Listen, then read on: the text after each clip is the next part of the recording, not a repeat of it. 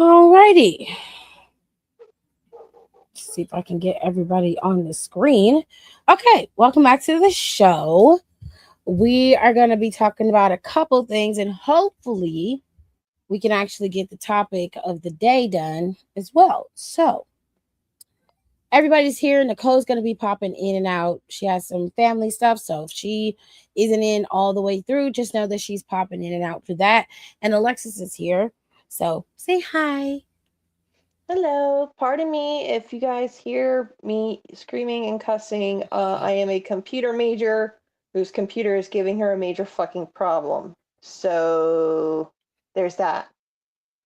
But hi! So messy. But we got a few things we're going to talk about today. Okay. A About to be few. messy when I throw this damn laptop. That's what's about to be messy. We got a few things. Okay. So let's talk about the stuff that's not nice.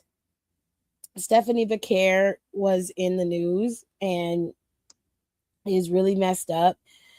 And it was all because Stephanie was getting, I guess they were arriving at their destination and they were getting asked by fans to sign hey Don, they were being asked to sign merch and to take pictures, and because she refused to do this, a fan followed her and essentially screamed at her and made her feel very uncomfortable about not wanting to stop. Now this person deleted their post. Let me see if it's up here. Yeah, little bitch deleted their post. Um, and basically, they accused Stephanie of being really rude and being really disrespectful and just not wanting to sign anything that they had. Um, and she put this Twitter message out in response because the man tagged her in the Twitter response. He tagged her in it, y'all. Okay. Matter of fact, I think it is up over on Instagram. Let me see if I can pull it up so you can see it. Because he tagged her on in it, and he basically just was like, "You're rude," and just really went in on that lady for no reason. Um, Why is it always male fans too, man? Like, I'm not trying to be sexist, but why is it always the guys that always have to be the creep boys when it comes to the women? I mean, I'm pretty sure there's ones out there for the guys too, but it's like it's Stephanie, it's Mercedes, it's Bliss, it's God, Sonia and Mandy had their, or excuse me, Daria mhm. and whatever her real fucking name is. They had that stalker problem, and it's like, and I know you're looking at it. I'm just gonna add this context. If you guys have ever flown on a flight, you think because you're sitting down and not doing anything, you're like, oh, I could take it easy. Flying is one of the biggest pain in the asses you can do at any time of your life. Especially Especially, now. oh my God, I would not, dude, I don't want to go to a fucking airport right now because I'm pretty sure I would just start stabbing people because I couldn't, like, no. But it's like, they watch me be put on the no fly list now. Um, anyway, like, so you get on the plane, you're in basically a tube, and it's one thing if it's like a 45-minute flight, an hour flight, okay. But picture this, you're a WWE superstar, okay? You are one of the top of the game. You are flying to city to city to city to city, possibly nonstop, because even on, okay, don't say that. I can say what I want. Uh, He said it so you don't get on that no fly list, girl. whatever. I had my fun. Um, anyway, what was I saying? Oh yeah. So like you're flying all over the place. You're in a tube with, yeah, they have AC, but it's recycled air. You can't get any fresh air. Someone always smells. I don't give a shit no matter where you're flying to. Someone always smells like they hadn't wiped their ass in like 3 fucking days. Okay, it's Oh, that's flying is nasty. flying is disgusting because then it's just like people are coughing and sneezing, and in the year of our Lord 2026, they still ain't covering their damn mouths. And when you get to your destination, you want to get the fuck out of the airport as quickly as you can because you're done being in an airport. You've been here long enough. You ended up in a different city, but you don't want to be in the airport. You want to get the hell out of there. You want to smell fresh air, all that good stuff. And even when I flew up to see Tiff, I like Not this AI version of me look better than me. Wild. at Nicole, least that's hey, at That's least your sick. dude, at least your AI's feet's not on the wrong foot. no one notices it but her, and I don't Because understand why I she keeps do. saying it's not that bad. I'm gonna show y'all Well, what it It's looks her like. job It to doesn't. notice things like that. I It doesn't know. look that bad. It does not look that bad. She thinks it looks bad, and it doesn't. I think Bro, it my looks left great. foot is on my right leg. How the hell is that humanly No one possible? knows that. No one knows that. Nobody. No. But I'm just saying, like when you get out of an airport, you don't want. I mean, it's always an airport. I mean, you can see NBA, NFL, whatever. They're coming out of the airport. They're not always signing for people and shit. And it's like you want to get the fuck out of there because airports are like the eighth layer of hell. And after you spent time in it, you don't want to be there anymore. And it's like, why are you weirdos waiting at the airport for WWE people to show up? You know who does that? Little kids. I'm Child. like, I'm like, I I'll need them to go. stop. I need them. I really need everybody to stop waiting at the airport for folks like they're. It's just this over, and I feel like this is just a super overstretching. I just listened to this video a little bit ago talking about because it's also getting really bad, and it's just stan culture in general has really like detrimentally like made quite a few things not great. Yeah. Yeah. This is one of them because Oh yeah. obviously we know like such like a heavy stand culture. There's like a lot of that going on in like F1 right now, and it's starting to really like come to its head with people, especially with, like the new regulations going on. I feel like wrestling's is similar. When something new comes out and everyone's like, all these fake fans, blah blah blah, especially with like gosh, especially with like the total divas. That was Mm-hmm. like always a big insult. Like you only know them because you watch Total Divas or blah blah blah blah blah or whatever bullshit someone will try to tell you. But Yeah. I I just that's I the don't. scan culture has really like I think it's just really rotted a lot of people's brains to make them feel like they have access to these people when they like don't because you don't know them at the end of the day. And the worst thing is the fact that this guy chased her down, yelling and screaming at her, wanting to get a reaction from her. And it's like you don't know what kind of and she put on there. It's like it was my birthday. I was already having a bad day to start with, and all this stuff. And I'm like, why is it always an airport? Because it's always like the guys who ran up on Rey Mysterio when he was at the airport. It was that weird family that waited like 6 hours for Sammy Guevara to land in like Alabama, and it was like 3 in the morning, and that was the only time I ever felt sorry for Sammy Guevara because he looked tired because he had just wrestled from like I think they were on like one side, and then they flew to Alabama for a show, and you could tell he was tired because he took the red eye if he was already in Alabama at 3 a.m. or wherever they were at. Mercedes used to tell all the time about people stalking her in airports. Mox told the story about when But then he worked everybody for would call WWE. her all sorts of every name in the book when Yep. she would say Yep. it, And which then I feel like yeah, the women need to have that boundaries because that's scary. Yep. and then Oscar, I think it was Oscar, or I want to say it was Oscar. She was saying that she had like people following her in the airport and Yeah. shit, and There's I'm just three of like, them who had Asuka, Liv Roxanne, Morgan and Liv. and Rhea. Rhea got accosted when they yep, went somewhere overseas. Yeah, but It's those are bad. three people off the rip who They legitimately have have had stalkers. or had stalkers. Roxanne got Um, one too. yep, which the one about who jumped Seth Rollins. Yep. yep. We saw that shit Let's happen in real time too. God forbid. I think people keep forgetting about the Sonya and Mandy situation. Yeah, I mentioned that she one. mentioned it earlier. My bad. I No, got you're No, it's off. okay. good. No, it's fine. But yeah, I think people really need to remember that because that really they could have died. Yeah. Yeah, Both of them could And have died, and yeah. and it's people need to remember that. and I was telling Tiff before you came back with the F1. It's NFL, it's NHL, it's F1. Hell, I've been seeing stuff NHL is about getting really bad too because everyone's mad about. They're like, "Oh, you only are watching this because of heated rivalry Yeah. and blah blah." Well, It's yeah. yeah, it's they starting to are. get real No, bad with them. Yeah, it the is. only problem, look, I'm not defending the men's, hockey league right now But they're because not lying. I'm They're still not. pissed off at them. The only time I used to have a problem when I would go to the hockey game is that I would be sitting next to a Red Wings fan and they wouldn't shut the fuck up until they lost. And then we all pointed and laughed after they lost because fuck the Red Wings. Sorry if y'all are Red Wings fans, but fuck y'all.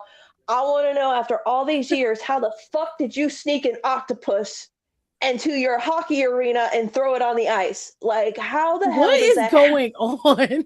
Dude, this was a long ass time ago, and you can look it up because I swear to God, this happened. This is not AI or any shit like that. Someone snuck like an octopus or a squid into it. I don't know how the fuck they did it. I don't want to know how they did it or where they put it, but they snuck an octopus into a Red Wings game, and halfway through it, threw it on the ice. Like that's the unhinged we used to have, like as hockey fans, which now is kind of it's weird in its own way because like women hockey players have been sexualized for a really long time, but it's weird now seeing like girls going to the boy aquarium, and I'm like, these are athletes. Oh, Don't I've seen that. I don't I like that as hate that. well. I And hate that shit. I was like, I don't want to sound like a pick me, No, but but it's gross. I It's don't like that It's because because they gross. it's are doing the job. Like, Yeah. yeah, yes, men are trash, but Let them do but their job. Like, yeah, I have don't some like it. decorum. I right. don't like it because I was scanning around on Instagram because I get on the hockey side of Instagram sometimes, and they were showing the hockey players doing stretches.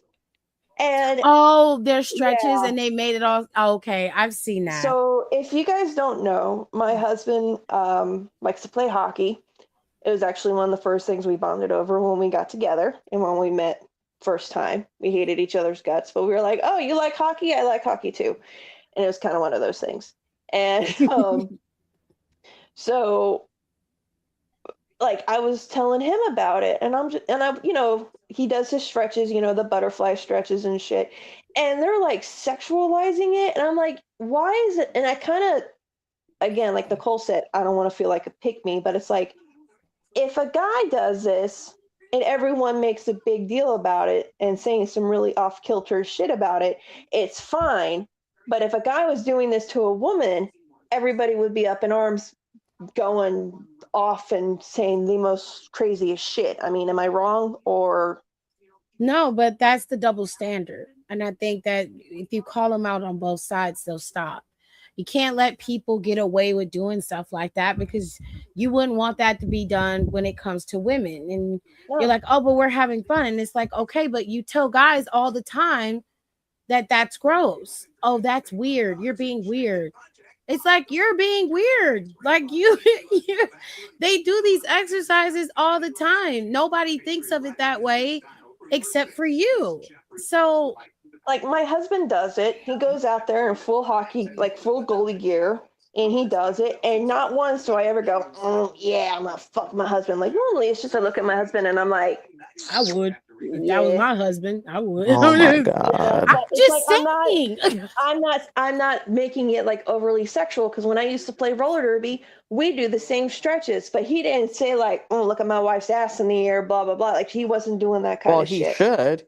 Well, Okay. he wasn't saying it out loud. Let's just Okay. say, Well, can we great. Great. He thought okay, it. Wonderful. okay. But Wonderful. it's like I'm seeing it I will now. take it a step further and say that he should have said it out loud as well. Well, I'm pretty sure I caught him staring at my ass a few times. So I was like, Well, of yeah. But you course. two have decorum, so I won't Like, do Well, I that to mean, you. we that's are fine. professionals. Thank you I'm very just much. We saying, are like, if you professionals. I don't watch hockey regularly. That's not something that I watch, and I still haven't watched Heated Rivalry, so I don't know what the fuck everybody's up in arms about. Okay. I And think I, it might be a little bit too much because I was like because that's usually I was looking for gifs for something, and I mhm. saw one that come up for the show. I was like, ooh, I was like, whoa, I was that's Okay. they're really simulating. I was like, ooh, I was like, I don't know if I'm gonna watch Okay. this. I got this because the whole thing about heated rivalry is that sports romances are really big right now, and I'm okay with that. I'm just which like, is cool. But like the problem is, this is written for the LGBTQ community which mostly, is, which is great. We yeah, love that's that. fine. The problem is straight Women took women it all. are reading it. Yeah, okay. But I And kind of figured that was it. But my thing was, I'm like, what is the big deal? it's Like, basically two cute guys who are on opposite hockey teams and they like each other, and of course the drama. But me and Don were actually having this conversation, I think last week or something like that, because he mentioned it. And this is just from someone who read a lot of fan fiction when she shouldn't have been reading certain type of fan fiction growing up, because the internet was a fucking crazy place back then. as Um, opposed to now.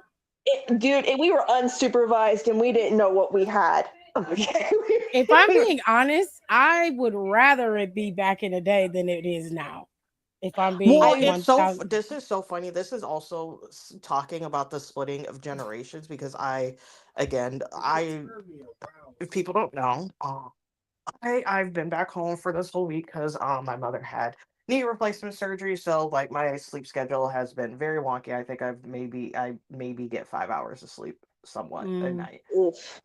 So anyways, besides that, so obviously in between me timing like getting up to give my mom her medication, um obviously on TikTok, and then this one creator was talking about, and she was like, "What's up with these like new kids and them openly talking about what they read fan fiction wise?" They're like, "When I was a certain age, that was very private information. Mm-hmm. As you Hmm. wouldn't be able to, you still won't get that information out of me. To No. I'm not. Nope. I will not. I won't tell you what genres. I won't tell you I won't. You won't Mm-mm. know won't know a thing about what I read. I'm taking But that these shit Gen to my Z kids, that's grave. because they don't drink too. That Yeah, they don't yeah. drink. That's also again, I'm not. I think more as I get into like my current like cannabis career now, like obviously less and less drinking, which I do agree. I think, but they do need to drink a little bit. They're very My uptight. They're uptight, but not uptight generations. Very odd.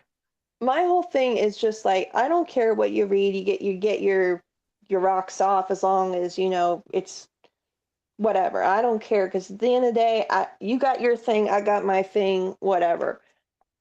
My thing is, and I've seen this for fucking ever, girls will take two male characters from a video game, from a comic book, something basic, a show like the And ship them. supernatural.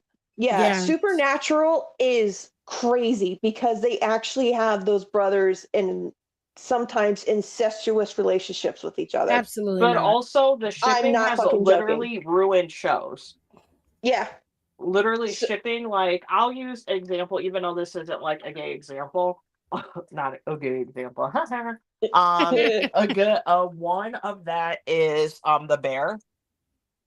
hmm Yeah. yeah. Because and again, this isn't I don't totally put this on the fans because I think a good chunk of them was like doing this very healthily, but um with the obvious chemistry with what the hell is his fucking name in that show? Carney? Carney. Mm. I feel like I haven't watched The Bear in so long.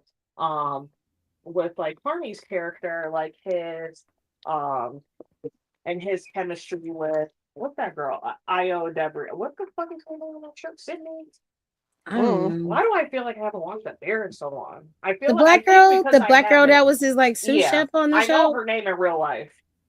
Yeah. Because I feel like Io Debris. So whoever Io Debris plays, um, obviously like just her and just Carmi, just like the both of them, her and Jeremy Allen White, has just like a lot of great just chemistry in general with each other. Yeah. So obviously with good chemistry, a la comes shipping, that's all the way Mm-hmm. out the bar, and it came to the thing where just the way they were playing off each other and everything, it's one of those things like this would be so cool. Like I would love that, like rooting for them.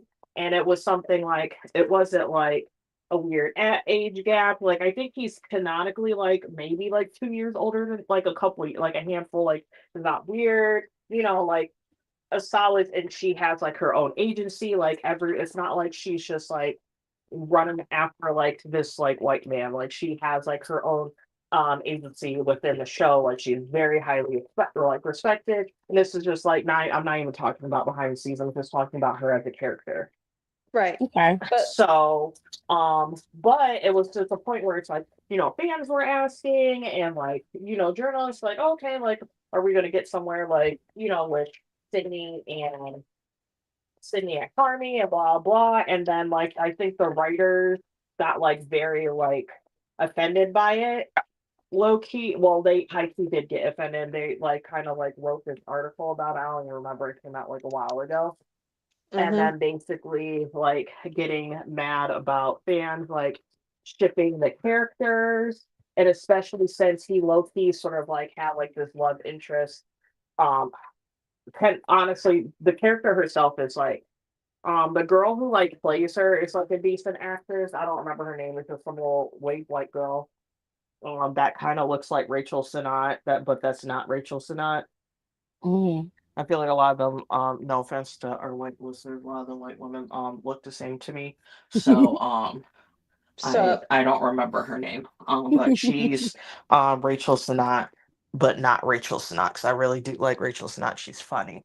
Um She's funny enough, she's best friends with Io Debris. I think they went to the same acting school together or something. Oh. They have like quite a few, they have like a couple like random projects together. well, Um here's but it's here's one just also. like, yeah, they just got like super mad about it, and they're Mm-hmm. purposefully, even though they should go the direction of having like him with Sydney, but they were so, I think they got like so offended by it, like basically felt like the fandom was like pushing and do something. They dug 10 toes deep in the storyline of him and that her name is Claire in the show, and Mm-hmm. it literally is like, I don't want to say completely derailed, but it really devalued the show, or Oh, I Hmm. like really oh drop down, because everyone is like, there's no reason for her to have she's basically like this Mary Sue, and it's like she has like this quote unquote, like Carmi's all fucked up, and then you have this quote unquote perfect girl who has basically known him for forever and seemingly like waited around for him, but then it's just like this manic pixie girl. It's just a very cookie cutter manic pixie girl. Like you barely know anything about her besides that mm-hmm. she's known Carmi for forever. Her family knows, like she's just so perfect. And she's a Yep. doctor. How is she a doctor? Why does she have so much fucking free time to go wait outside a restaurant for him and go to all this stuff? No, it's serious. That's No, like one of the like first things. It makes no sense. So it's like, that's what they do. Like and so Nicole. Oh, that's really started to become, and that's literally the one of the biggest criticisms about this show. And it was to the point where it's completely was turning people off from the show. oh, I Jesus. can top that one. I can top that one. Y'all, like, and Nicole probably knows this too. If y'all don't know, big fan of My Hero Academia. I love that anime. It's actually one of the animes that got me back into watching it. And these fans are unhinged. Like the My Hero Academia fans, they aren't liked for reasons. And the more that I hear about it, they remind me of wrestling fans. So I'm like, oh, this totally makes sense. So, mind you, they do have of age adults in this show, okay? Mm-hmm. But a lot of them like to ship the younger kids together. And a lot of those are always like Deku and Shoto. Deku and Bakugo is a very popular one, even though Bakugo told Deku to go jump off a fucking building and kill himself. So, yeah, Mm. romance right there. Anyway, so through the whole show, it's always teased that Deku and Uraraka like each other. Because, this like cute little teenagers falling in love, dealing with this, and Which I feel like is very low hanging fruit for both of them. I feel like that's way too right, obvious. like they settled. Like Yeah. Uraraka's a bad bitch. Like I she, feel like that's a both of them settling. Like the yeah. both like that's I But that's like teenage love. It's your first, yeah. it's your first thing. So I think that's cute. These fans went insane over the fact that none of their ships that they came up with were canon. And it got to the point where the creator of My Hero Academia said, "You guys need to chill the fuck out or I'm not finishing the anime." Like he was literally dangling this shit over their heads because he even talks about it. That's why he doesn't like to go to fan conventions in Japan. Why he doesn't like to meet the fans because of people like this. And it's always like I notice, and there's Japanese terms for them. I should have looked them up, but I didn't think we were talking about like this.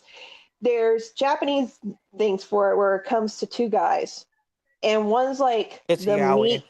yaoi. Well, yeah, it's yaoi, but the characters actually have their own like individual names. There's like the weak one, because there's always has to be a weak guy, and then the strong guy who takes care of the weak guy.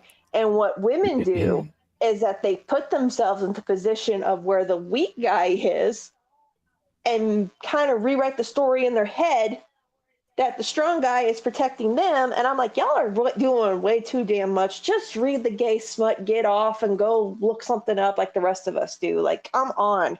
It's not that fucking hard. I just, Well, yeah, but getting back to wrestling, that's what it reminds me of that. Like, people don't get their way in wrestling. They whine and they cry. And then they want to know why wrestlers don't want to do meet and greets outside of like already promoted meet and greets. And even then, y'all are creepy as hell to them. So, don't be surprised if none of them want to do it anymore. You're seeing, because now it's convention season. yeah. You're seeing actors, actresses, voice actors who are going to these cons in airports with security because fans have been stalking them back to their fucking hotel rooms. We can't get shit, man. It's sad because Stephanie was. We're doing fine, Jonelle. Thanks for asking. Stephanie literally was just walking through the airport. A lot of fans were asking for stuff, and she politely declined and said, "Not today, not feeling too well, but thank you, appreciate your support." This guy goes on Twitter and he tags her in his post and says, "Stephanie the Care, thanks for stopping for your fans. You're the fakest ever. You're not the primavera. You're the last. I just asked you for a photo and an autograph, and all the rest of the female wrestlers did it with no problem except you. You can't spell either. You was the meanest one. You were the mean one of all. Check out of my list." Then Stephanie responded, and after he got flamed online, he deleted it and then Yeah. blocked everybody or went to private. He says, and I quote, she responded and said, "I always stop and I'm very kind to my fans, but yesterday was my birthday and I was honestly having a really bad day. Even so, I politely asked for understanding and many people respected that. But you followed me for a long time saying hurtful things, making me feel uncomfortable. I told you multiple times and you kept following me and recording, and now you're posting this on social media. It's sad to see people like you call themselves fans." And So I after bet you he that, had nothing to say to that. nope, Nope. because after that went viral and everybody saw what he actually did, that's when they started going after him. And he decided to go private and he deleted everything that he had posted. And he's been quiet ever since. Um, I just want y'all to just start, stop thinking that these people owe you something. And we've had this conversation multiple times, but they don't owe you anything. They're wrestlers. They're just people. They're not out there trying to, do anything other than what they're doing every single week, which is entertaining. They entertain us and you go home. Stop being weird. I don't understand why you have to feel like you're owed something because they're out in public. They have to talk to you. They do not. It's just like walking up to a stranger and just being like, "Hey, I want to take a picture with you." That's You're like, "No, like I don't fucking know you. I don't want to take a picture with you." No, we're not It's doing that. if they're not on TV, if you're not paying a ticket to see them wrestle live, they're not on the clock. Because I mean, I would say, how would you feel if someone was doing that to you at your job? But you got time to harass wrestlers at the airport, so I'm guaranteeing you probably don't have one. Oh, and on that note, we're gonna we're Period. gonna we're gonna move on now. Rapid Fire Chris Jericho show back up in AEW, and the rumors have died down about him going back to the E to get his ring. Apparently, he's decided to stay, or at least they've worked out something, and he's going to be in AEW for quite some time. The rumor also is that Stephanie McMahon's father, Vince McMahon, is going to be inducting her in the Hall of Fame. Vince McMahon's name was chanted all throughout Monday Night Raw after Cody cut his promo. This led to Lance Gross being, well, not Lance Gross, but Lance, I think his name is Armstrong, being really upset about the whole promo and everything that was said. He basically said that he was no longer going to watch WWE because of the way that it was operating, and giving Vince back the platform. He didn't like that. Who is Um, this? I'm not even um, trying to be shady. Like, I don't know who that is. Lance his name Armstrong's is I think he's Road Dogg's brother. I feel oh, like that's because of. I'm not even going to defend Vince, but I don't Road remember Dogg's his last brother. Do name. we really think he has such moral high ground? Because I'm pretty sure if his brother still worked there. Not Lance Armstrong. That's a damn cyclist. Yeah, that's what I was saying. I was like, His name is Lance Storm. I think it's Lance Storm. okay. Oh, Lance But Lance my okay. observation still stands. That's Lance Storm. Like I kind of get where he's coming from, and I already said to you two in private about this. Fans wanted Vince's head on a spike for years because what did we always hear?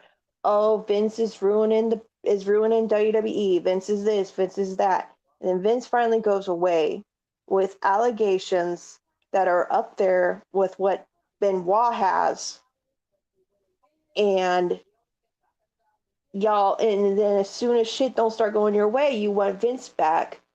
And it's like, I can't understand why. I mean, I get it. Vince made WWE, but Vince didn't make me want to watch WWE. It was the men and women who went out there and performed for us that made me want to watch WWE. I, Like, I I think that when it comes to this and him specifically, he was back there. I think it's very interesting. I know that they didn't know about Janelle Grant or anything, but they knew about everything else. And it's no shade, but now it's time for you to stand on a high horse as if you weren't there watching, being a part of, aiding and abetting. You were there. You knew what was going on. And if this is what you decide is too much for you, that's fine. I understand that. But my I'm problem is if it was literally anybody else, I would let them have it. I'm not letting him have that mm-mm. because we know why. There's nothing to stop acting like you're on some moral hierarchy. You're only there because your brother who sucked at his job and No, was not one of these people helping perpetuate this whole regime in the first place. I don't want to hear it. no. That's Lance Storm's not related to him. That's some arm. We were talking about someone else. His last name is Oh, okay. I Armstrong. was about to be like, Yeah. there, Lance Storm no. is the No, good he's guy. yeah, he's one of the wrestlers. I'm just saying, like, I'm not saying he doesn't have a right to say how he feels. That's fine. My thing is this: if this is what you guys are going to be saying, you're standing on business about, then I need you guys to keep that same energy with everybody, because every single major company or corporation in this country has done something so that they can get some type of incentive from Trump. We have seen it. There are lists, thousands of them. We all still shop there. We all still go there. We all still patronize a lot of these places. Most of us because we don't have a choice. But some of y'all have a choice and you still do it. So as far as I'm concerned, you can stand grandstand when it comes to wrestling if that's what you want to do. But you need to keep that same energy everywhere else. Everywhere. That's all. That's all I'm saying. Because these are the same people who go to that show that'll be at Target for 15 million hours. That's what I'm saying. I'm like, you can't. I'm not saying you're wrong. I understand y'all's sentiment, and I understand people being upset with WWE. You don't like it. You're not okay with the way that they're behaving. The board and everything is just not right, and I 1000% understand where you're coming from. I do, but at the same time, a lot of us are just trying to watch fucking wrestling. That's all. And if you think you're going to be able to escape corporate greed and bullshit at AEW, you're out of your goddamn mind. You're not going to be able to escape that. It's ingrained in the fabric of our society. It's up to you to decide what you want to watch. It's up to you to decide where you can separate church and state. Vince is not there anymore. I don't care how many people chant for this man's name. He isn't there. Let it go. And if you want to stop watching WWE because you don't like the way they're operating, by all means, do what you have to do for yourself.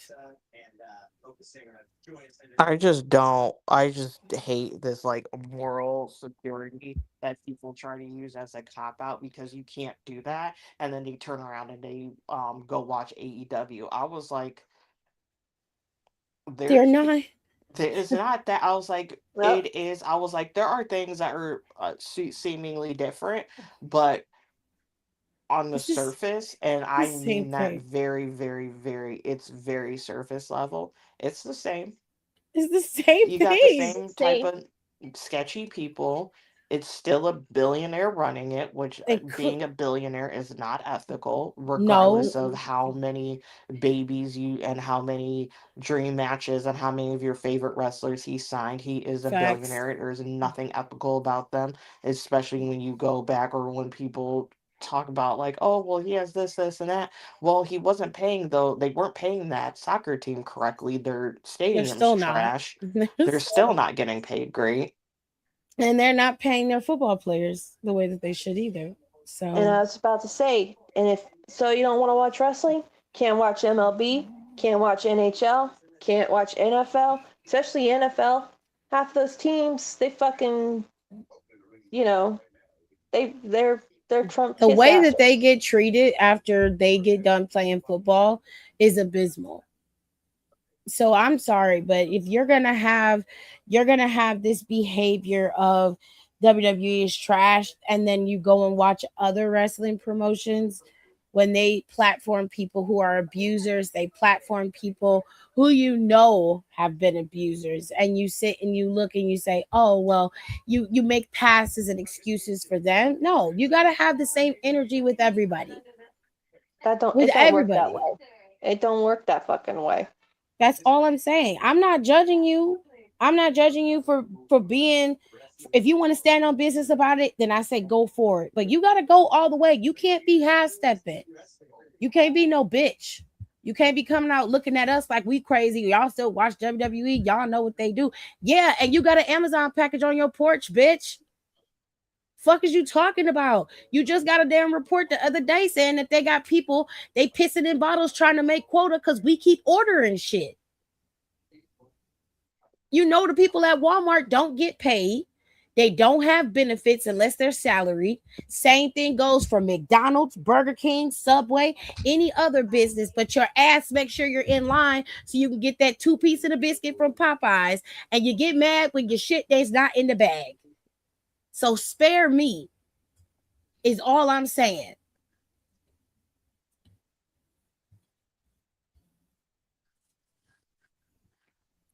Now, we're going to move on before I get mad.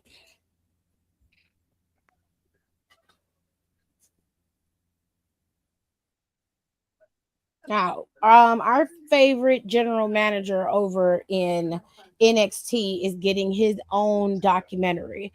This looks like it's the last wave of stuff that WWE is going to be doing on Peacock. This documentary is going to be called Becoming Shawn Michaels. It's supposed to chronicle his life through wrestling, how he got there, how he, went off the deep end, how he redeemed himself and came back. And now he's one of the most beloved people in wrestling, especially now with the new class coming in under him.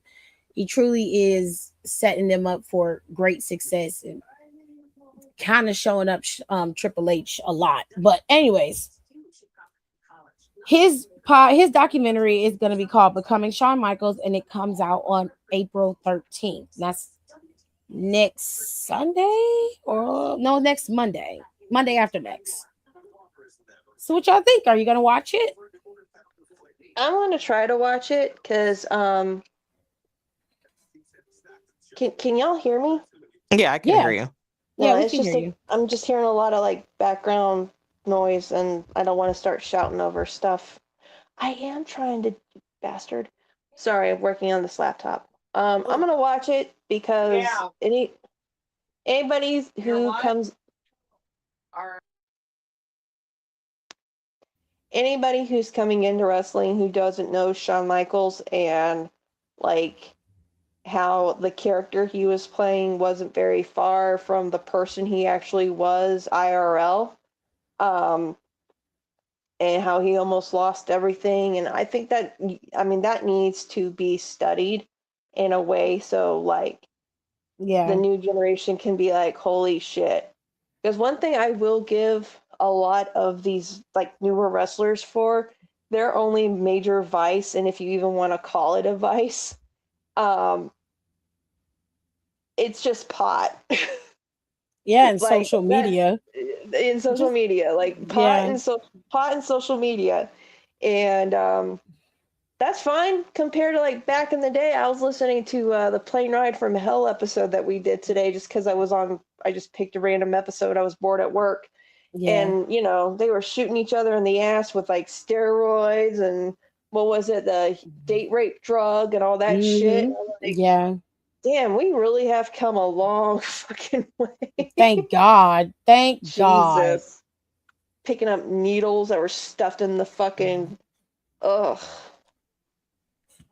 My boss had asked me if I was all right. I'm like, yeah, I'm just listening to something really, really gross.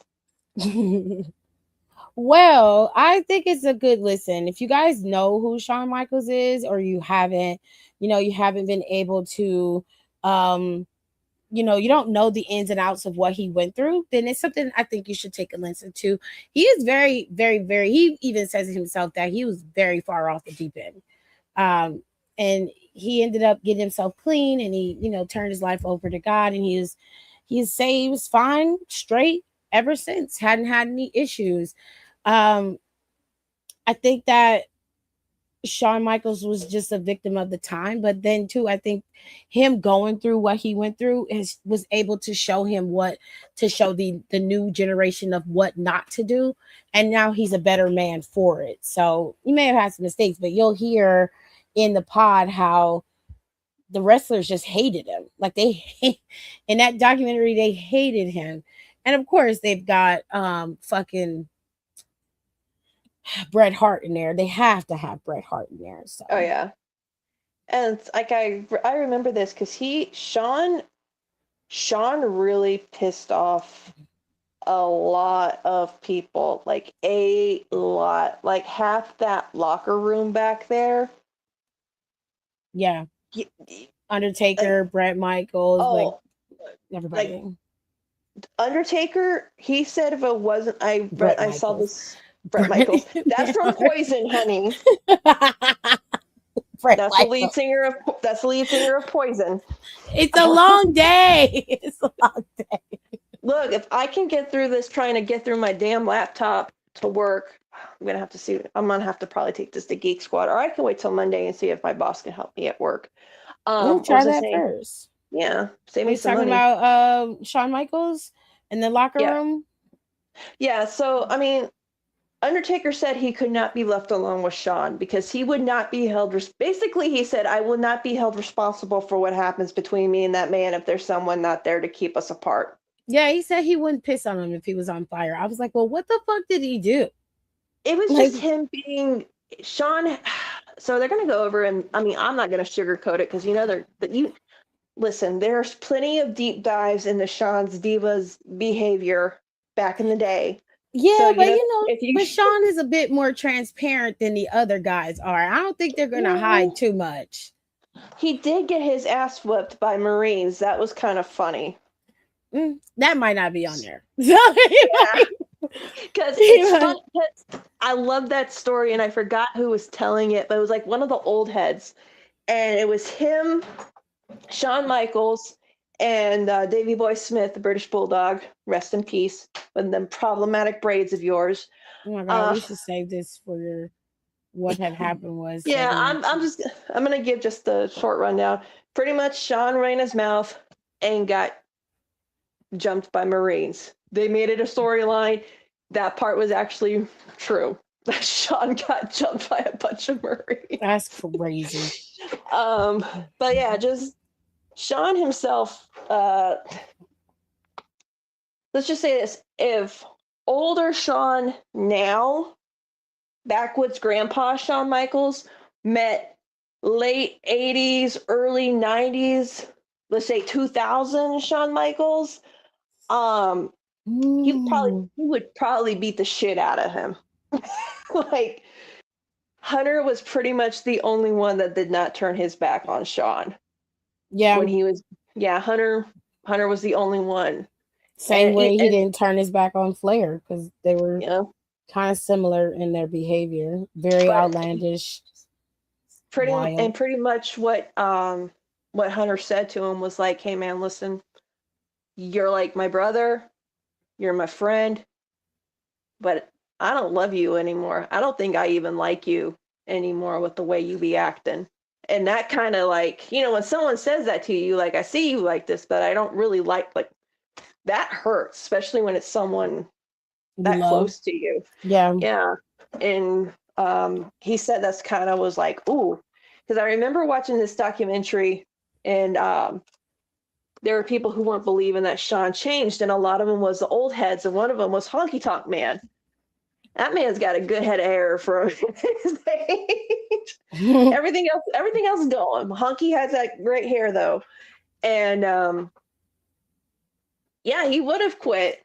And then Honky Tonk kind of hit on the head, and because they're like, he's sitting there talking shit about Shawn, and then the interviewer's like, oh well, Shawn said that he's found God or whatever, and Honky's like, oh hallelujah, in that really thick Tennessee accent of his, oh hallelujah, praise the Lord, and then he got really kind of snarky, and he goes, you know what they say? When no one else will listen to you or put up with your bullshit, God will. And I'm like, oh damn, what did Shawn do to you, Honky Tonk? That's what I'm saying. Like, what the fuck did he do? I just want to know what he did. So that's all.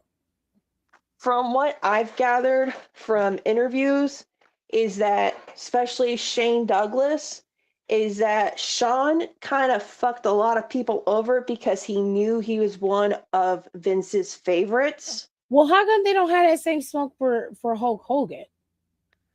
They do. The problem, I can save this for an episode that we can do this on. I think with Hogan is that he was so, how can I say this? Everybody knew that Shawn was Vince's favorite, but Hogan was kind of like the untouchable guy because even by the time we grew up and got into the Attitude Era, Hogan was considered a nostalgia act. Yeah, sure. And Hogan would bring in all the money. People were watching that WrestleMania match with him and The Rock. And it's weird. You know how Vince is when he gets his favorites. And that's why it's like, I know I say it, but I say it jokingly, but there's people who are like, so-and-so has a favorite of Sean. No, because I think Sean now knows that he fucked up and he cost a lot of people like title shots and their like a lot of careers stolen and shit like that. And that's why in NXT he's trying to do right for everybody because Sean has favorites. Sean makes sure, and Hunter needs, and I can probably say this for Nicole, Sean makes sure that every single one of them people back there in NXT is shown one way, shape, or form. Yeah. That's he does like have favorites, but he does make sure that people get seen. He does. Because I was watching, someone was like, why is NXT always so like full of people and busy? I'm like, because Sean is showing you who is on that roster. Yeah. That's exactly what the hell he's doing. He's not just playing the same 6 people on each show over and over again. He's making sure that you watch and someone's like, ooh. I mean, that's what happened with me and Sol Ruka. She showed up on my screen for 5 minutes. I said, who's that girl? Yeah. She worked for Rhea Ripley. When Rhea showed up, I was like, hold up. Who's this? Shayna Baszler? Who the fuck's that? That was Triple H's time. But it worked. It worked. Yeah. Because you were focused on it. Because I remember you and me were on here and we're like, what the hell's a Street Profit? Yeah, I didn't know who they were. No, but I saw him when like Brock and I don't know who it was, but Brock and somebody was having a massive fight, and it was him. I saw him in a sea of men. I was like, who is this black man? Who is that? And I remember somebody commenting like, that's Montez Ford. And I'm like, who the fuck is Montez Ford? Who is that? They're like, it's a Street Profit. And you're like, well, who the fuck's a Street Profit? I was like, no, I need to know. I need to know who this man is. I need to see him. And then he starts popping up in NXT. And I was like, oh my God. Then they were like, oh yeah, Bianca's Belair's with him. I said, who is Bianca? Who is that? I know, famous man, damn. Because I remember going, who the fuck is Asuka? Oh no! And why? Remember? I knew who she was. I knew who she was because Gerard used to watch. Gerard is so weird. He would never watch a full episode of NXT, but he watched every single pay-per-view. He watched all of them. That's when I used to be one of 2 people in the group who would watch. Yeah, NXT. And then I was like the only one. She was the only NXT one, and especially NXT UK. Especially NXT I was the only UK. person who watched NXT UK. She was the only one. You were fighting for your life because you were telling everybody about NXT, and they're like, and people finally started getting around to NXT. It was NXT UK. I tried real hard to keep them people employed.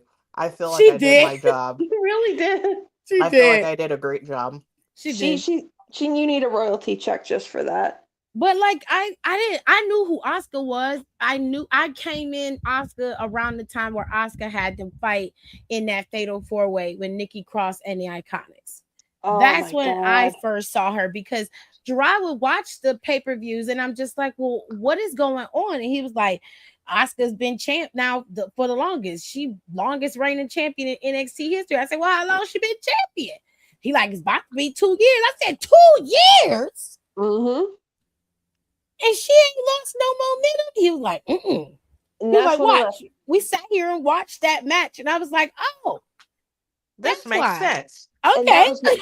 That is one of my favorite matches. I always forget the Iconics were in it. And I would just watch Nikki and Asuka, and they just beat the holy shit out of each other. Like OG Asuka, like she was that girl. And even if like now, if they really give her a true feud to have, she's gonna still be that girl. Yeah. Oh, I got this. This is one of the first conversations the 3 of us ever had before we even got to be friends. Tiff's going live. She's talking about NXT. I think Nicole just joined. I've been there for a while. And she goes, Does anyone know who the Samoa Joe is? Oh God, that turned Alexis. She was like, "Excuse me." What She's do like, you mean? I can tell you all about it. She gave us all of his history, every bit of it. I didn't see. I saw. I got bits and pieces of her and Bailey fighting. Like I said, I would watch what Gerard was watching in passing, so I didn't get to watch it. It just so happened the feud she had with that fatal 4-way, I got to see it in its entirety. So I knew she beat Bailey, and that was a big thing. Her beating Bailey, and Bailey could not beat her. Like she couldn't beat her at all. And I think I remember Asuka ended up going down with that arm injury. Ember got the title. But here's the cool way how they did it, and it was so smart because Asuka dropped that title to her the night before the first women's Royal Rumble. So yeah, because Asuka was in that Royal Rumble, she won it. But the way they did it was smart because Ember came out. She had her arm all casted up. She had the NXT title with her. And I'm like, and they were overselling it. This is the woman who dethroned Asuka after 2.5 years of being NXT champ. And I've never seen Athena up to this point, or whatever the fuck she was calling her, Ember, Athena, whatever the fuck she was calling herself. It's fine. They know who you're talking about. Okay. The one that y'all used to love making fun of her hair for. I still make fun of her hair. I don't care. But like that was the first time. Her hair is a damn mess. That was the first time, because I wasn't really watching NXT like that, but that was the first time I've ever seen Ember, and I'm like, who is this? I liked Ember back then. Her moves were awesome. I loved her aesthetic. I loved how it was just like she was just weird, and if you didn't know the backstory, it was just like, what the fuck? But she came out with the contacts and the things, and I was like, ooh. And she beat this because I was getting into Asuka, but I'm like, she beat Asuka. She's coming out. She's got her fucking arm casted up. Oh yeah, like that, because the way they did it, I was like, all attention is on her. Like that was so smart how they did that, and I absolutely loved how they did it. Well, they did one thing right. What do you know? They actually know how to do the good things.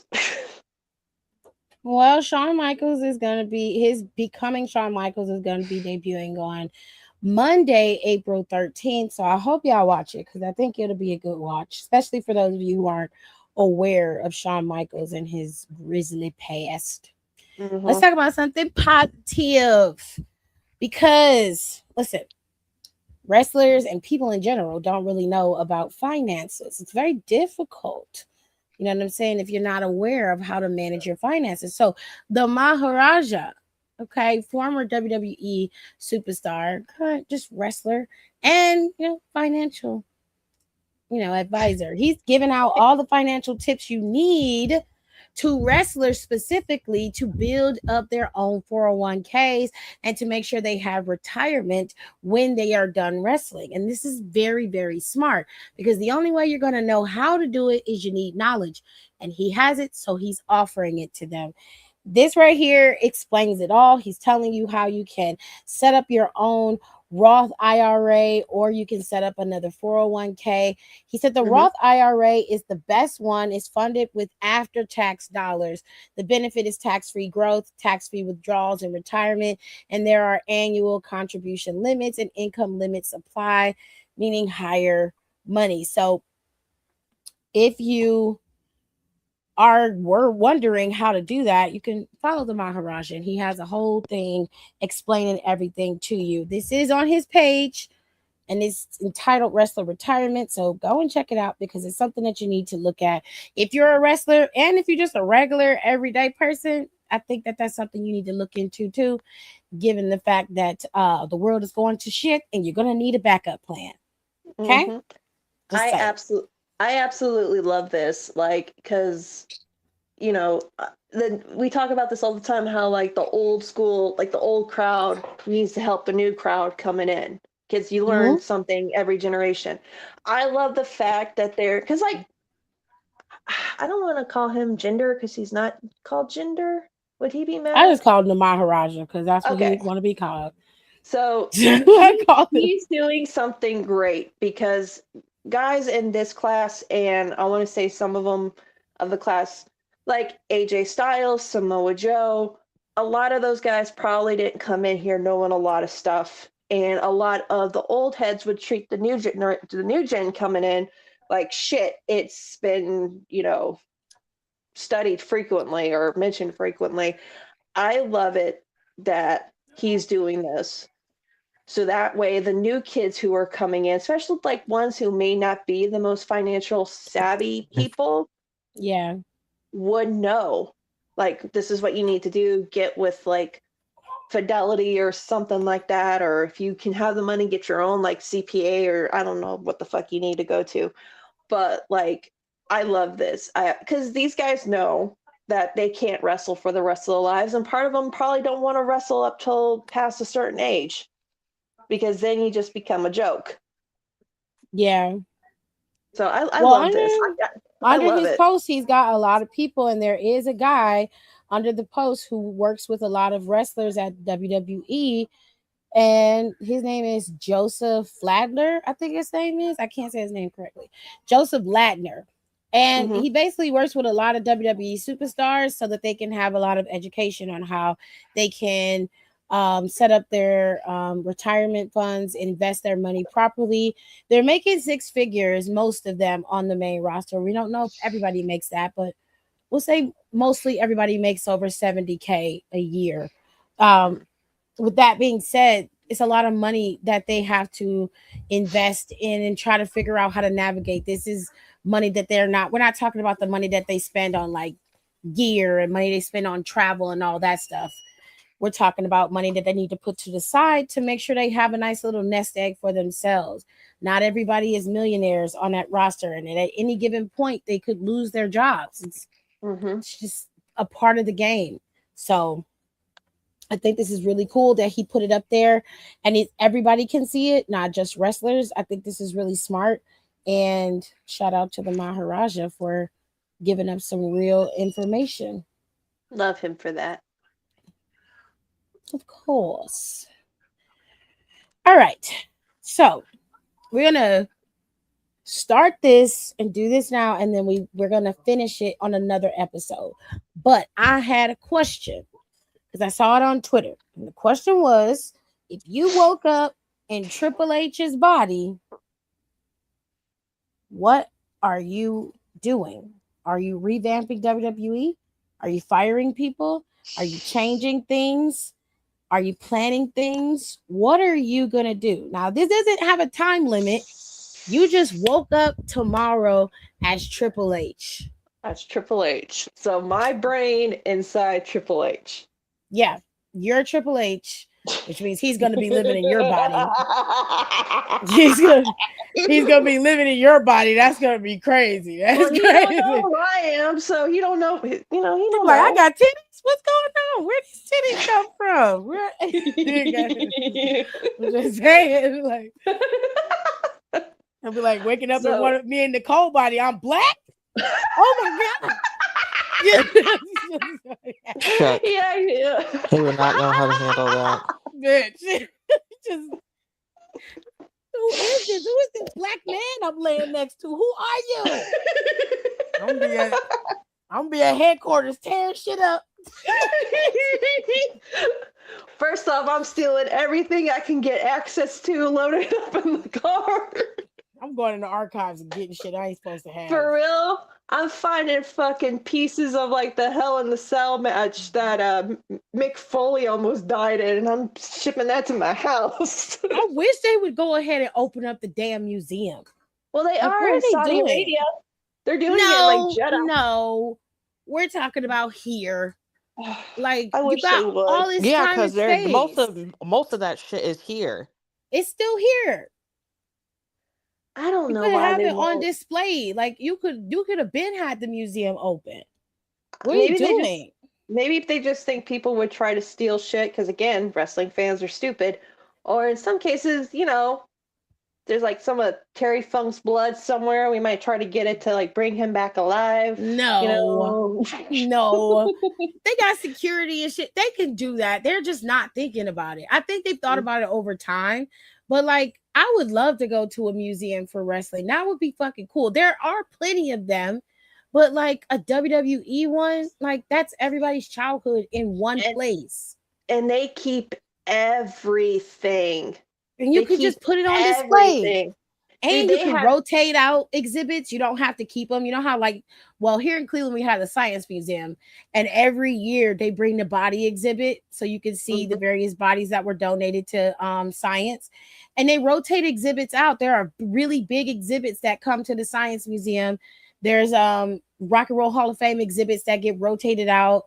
Like, they don't keep that stuff on display for years and years and years. They rotate it out so they can keep stuff fresh and keep new people coming in. They could do the same fucking thing.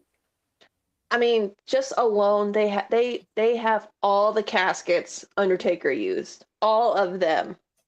They could put all that gear they have on display for everybody and have sections for each person with their placard there explaining like what they did and how they contributed to wrestling. Like the first WrestleMania, you can have that building big enough to where you can set up the Hell in a Cell ring that Mick Foley and them used, or the very first Hell in a Cell match, or the very first ring that they used for Mania. You can have that set up so people can see it. You know what I'm saying? Like, yeah, man. I mean, like, you don't have to convince me. I'd be fucking going every time I could.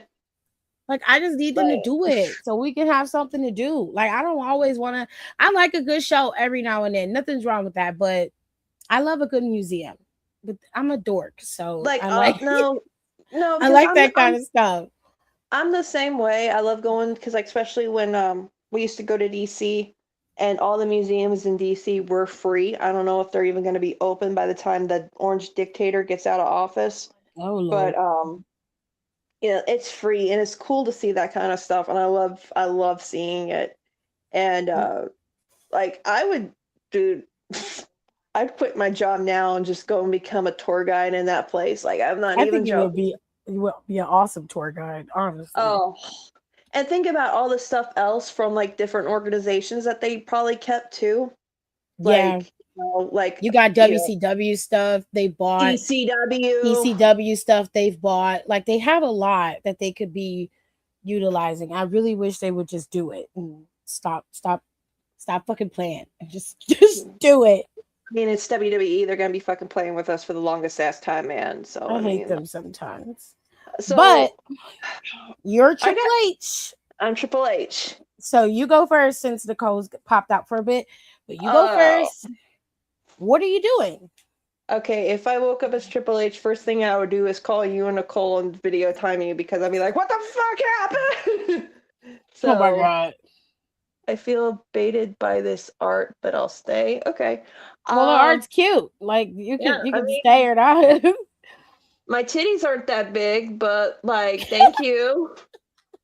I mean, they're decent, but so if I was Triple H, oh my God, this just opens up a world of chaos because I was telling Daryl some things.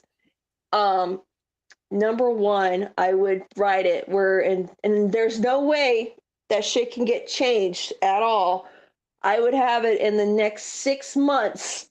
LA Knight becomes WWE World Heavyweight Champion. Oh my Lord. I totally would. I would like low key get with Heyman and be like, hey, you busy? Because I got a 3-hour block. Let's go plan out, next year's WrestleMania. Hint, hint, wink, wink, nudge, nudge, that kind of thing. I would do that. This, you would know it was me taking over Triple H's body because I would be on social media, anything he has access to. And I would have this long ass apology written as like the way Triple H would write to China, her family, how he treated her, how, She like make him admit, like you guys knew I was seeing someone else behind her back. Really just, and I'm not doing it to like make him feel bad, but it's kind of like, also I would be on the phone with her family. Like, I don't care if this would take all day, that I would want to be on the phone with her family and be like, hey, so what can I do nothing I can do can bring Joni back, unfortunately. But I want to set things right with you guys. The fans have been clamoring for this for years. We have her in the games. People love having her in the games. Thank you for allowing us to use her permission to use her likeness. What can we do to get her solo inducted into the Hall of Fame? Not with DX, not with me and Sean, by herself, because she deserves it. I don't care if that would take the whole fucking day. I would make that happen. I don't know what I would have to pay. I don't know what I have to do, but I would make it happen. I would do that. I would have him. It would also depend on what mood I'm in that day, because I would also have him go out and be like, yeah, the whole reason I got like really just cause chaos if I was in a really bad mood, and be like, yeah, you guys are right. I got with Steph to get back at her dad for what he did to me at the curtain call in Madison Square Garden. That's crazy. Because Sean's his favorite, and Scott, bless his heart and rest his soul, and Kevin were on their way out. And I may have done this to get back at him. Got married to his daughter, popped out. Why are you doing this? Is some sinister shit. It would depend on what mood I'm in that day. That is sinister. Oh, Daryl says something even worse. What did he say? Actually, hang on. I can't say it. Hang on just a sec. What? Just hold on. Daryl. Yes. Can you come up here real quick? Pretty please. She's too dainty to say it. I'm dainty. I want you to hear him fucking say it, because it is hilarious. That's wild. Just hold on. Come here. Put these on. Okay. All right. We're doing the podcast. Tell them the thing you said. If you were in Triple H's body for the day, what would you post on social media? Oh yeah, that Stephanie snowballed me and then I spit it in the air.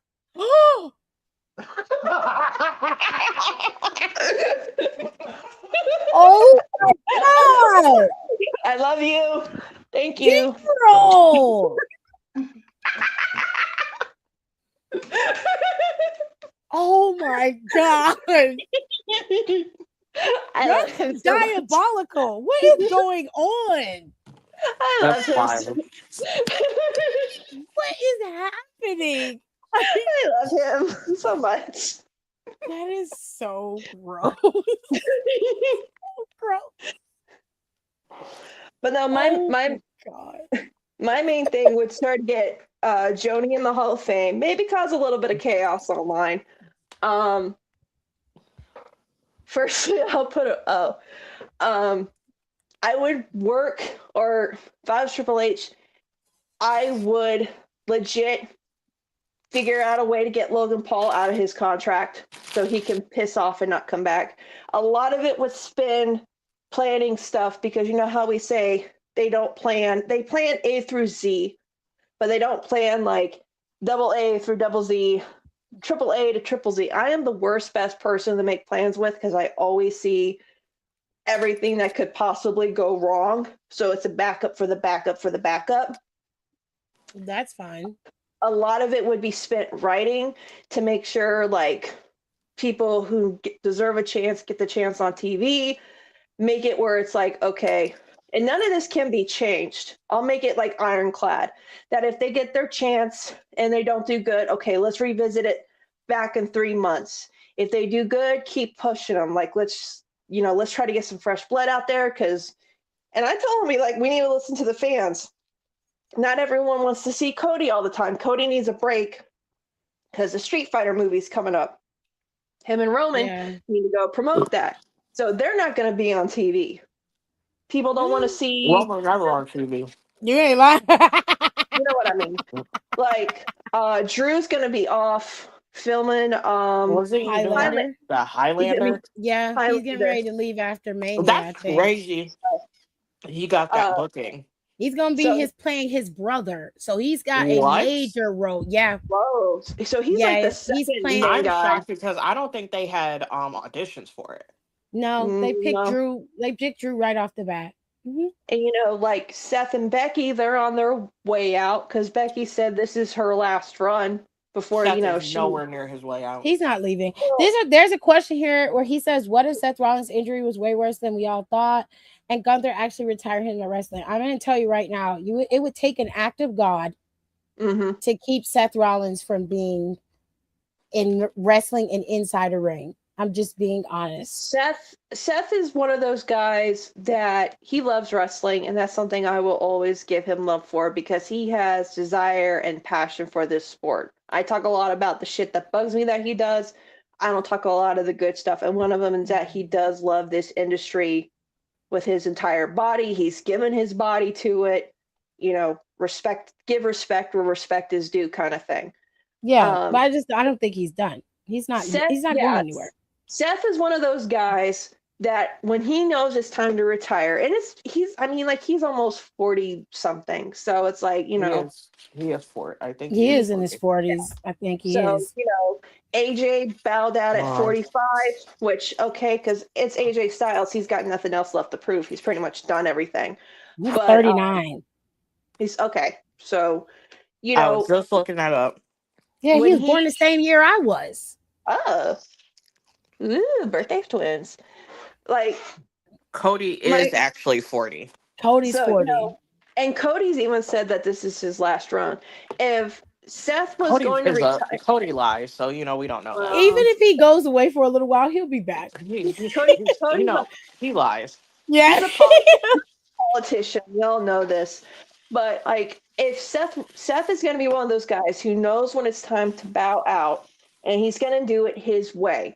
There ain't no fucking way they're going to have Seth Rollins. I know it's going to lose the retirement match. We all know when it's your retirement match, you lose.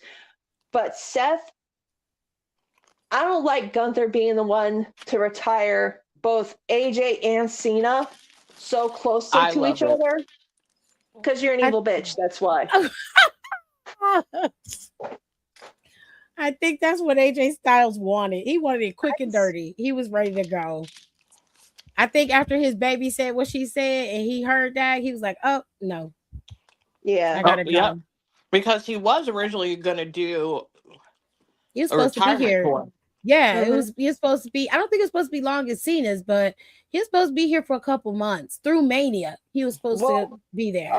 A lot of people are like, one guy went back, I think it was on Instagram. He went back and he looked at like all the stuff with like what, they were focusing on Cena, but what AJ was doing, he's like, are they running the AJ style retirement run alongside Cena? At first, no, but after he realized that his babies want to be with him and want to see him, that really hurt him. That really hurt him. So I think he was just like, look, just give me one last match. They gave him one last run as a tag team champion with Dragon Lee, and then they gave him that match with Gunther, and they had their thing, and then he came home to retire like he wanted.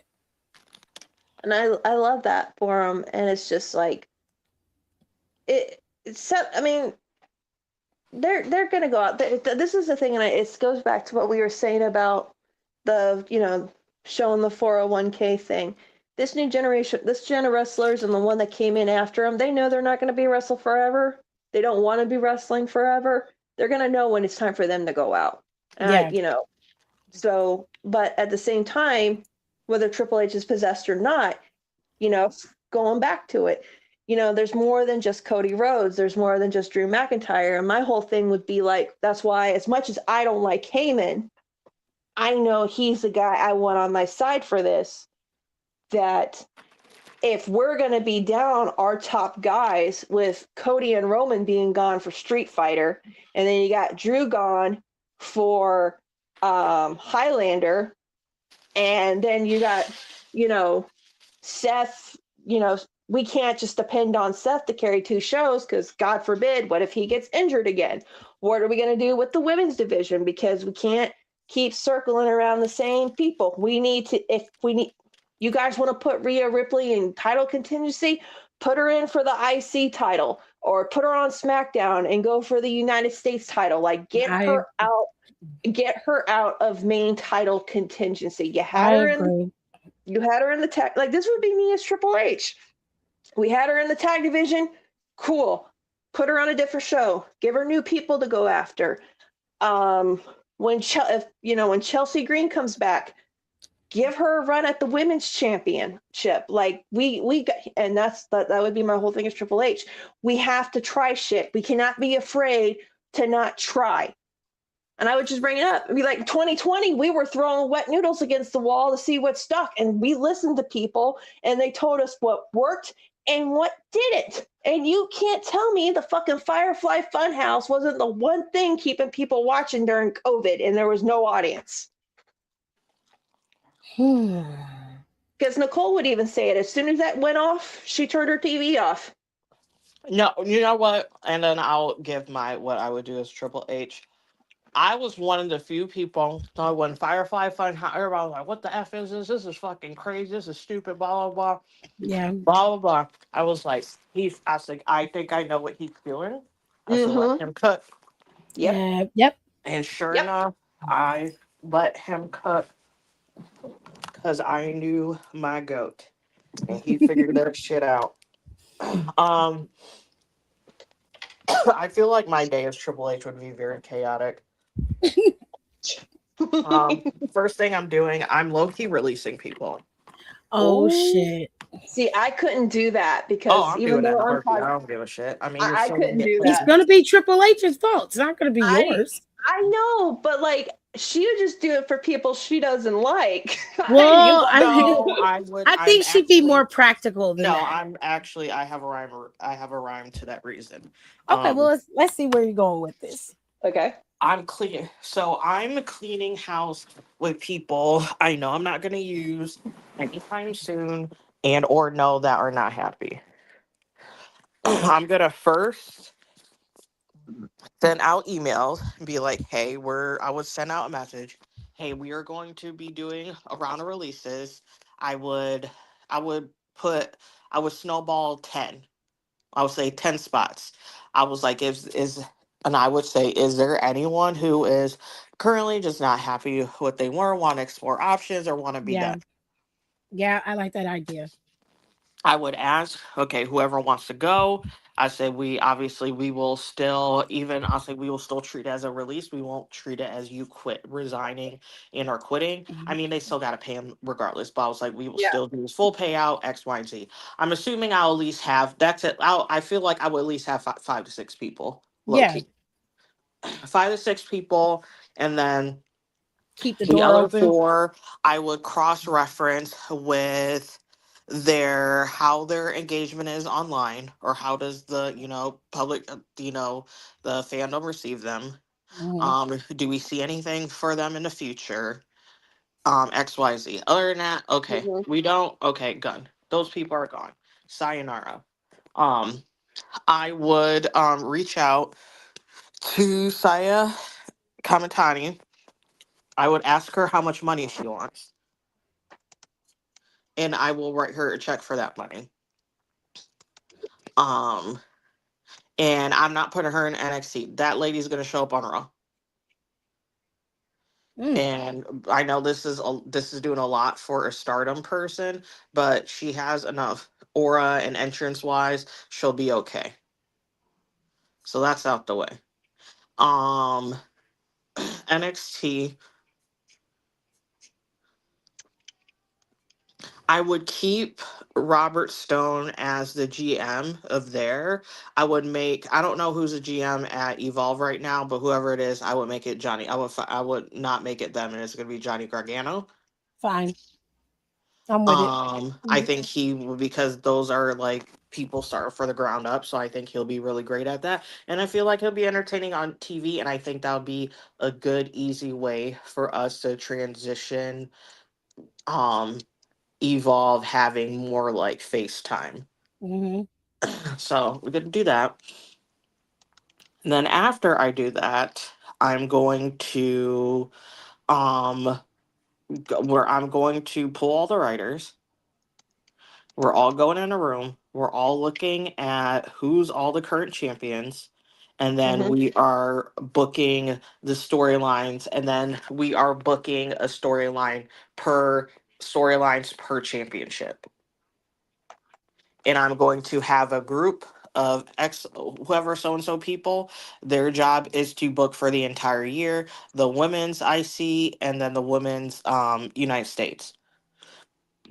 As long as Mhm. it do whatever you want, as long as it makes sense, you have to book it for a year. And then I would tell them who I want to, and then I would just say who I want to be for, who I want to win at Mania, basically.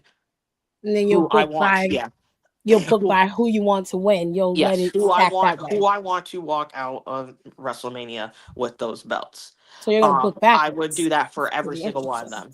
Be All like, right. because I will do so I would have them basically a year. So I would say Mania to Mania, basically. So their first day would be the Raw after their first day of what they have to book for starts the Raw after WrestleMania, and they have to book all the way literally into WrestleMania. I will give people a deadline. I will give them 2 weeks.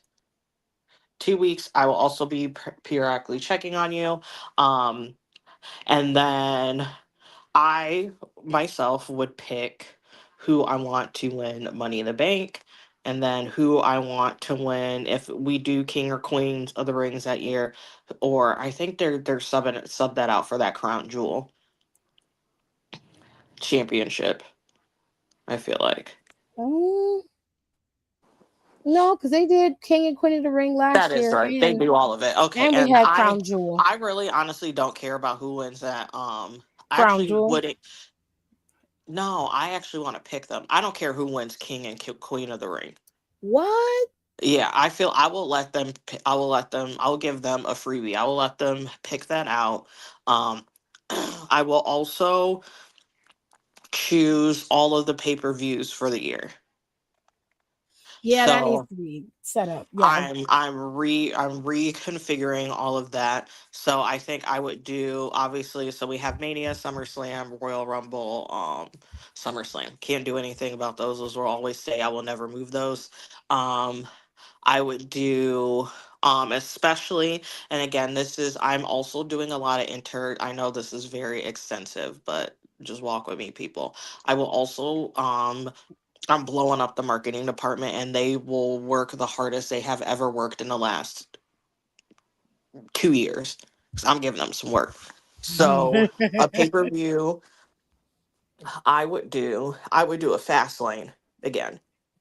Ooh, haven't seen So Fastlane in a while. yes, and the last one they did it because obviously like they had it in Indiana, so they played on having it with Indy 500. I would do the same thing with the fast lane. I would either do it I would figure out do in conjunction with an Indy with I would do it low key in conjunction of an Indy or F1 race, because usually we have our pay-per-views on Saturdays, that's just qualifying day. So obviously, so people, you're not interpreting on the biggest day of the quote unquote weekend. So, and that's also cross promotion for your sport and their sport, Mm-hmm. and on a quote unquote global. And also, this is this would be like a good way for us to sort of, I don't want to say clean up WWE's image a little bit more, like like again, I don't want them to lose. I never want wrestling to lose its edge, but just just to clean it shiny, because the whole point, like I said, is the AEW versus WWE. Obviously, like WWE is a conglomerate, Mm-hmm.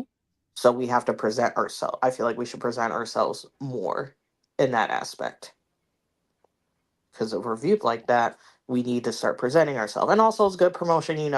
You have the people who can dress and know how to act right in public, and will look good doing the paddock walks and like doing like having to talk to the pundits and like be charming and fabulous, so like the usual suspects. So I'm gonna make Cody go.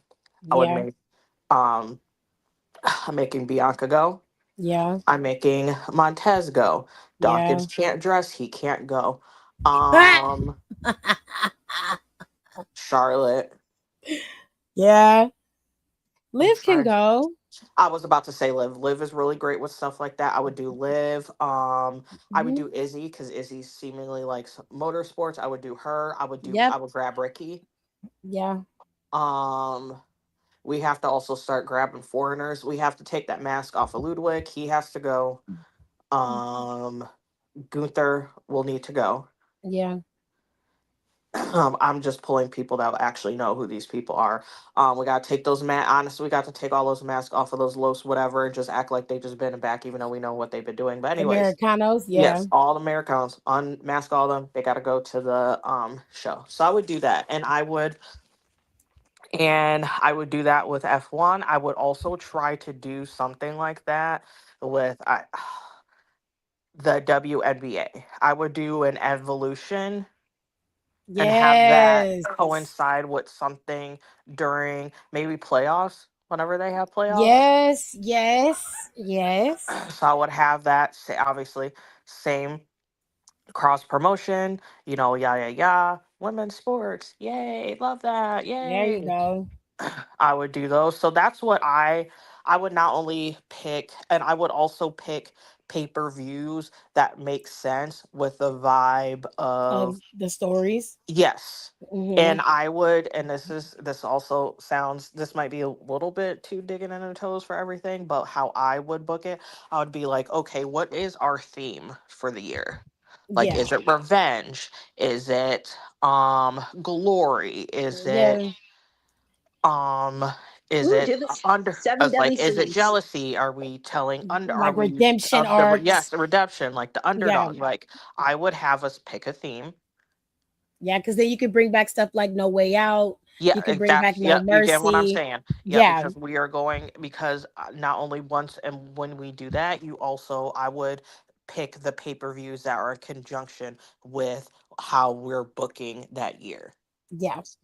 So, if we're doing, I don't know, say we're doing like the theme is like glory and like reaching your full potential, and like the new kids become like the quote unquote newbies becoming the stars. Right.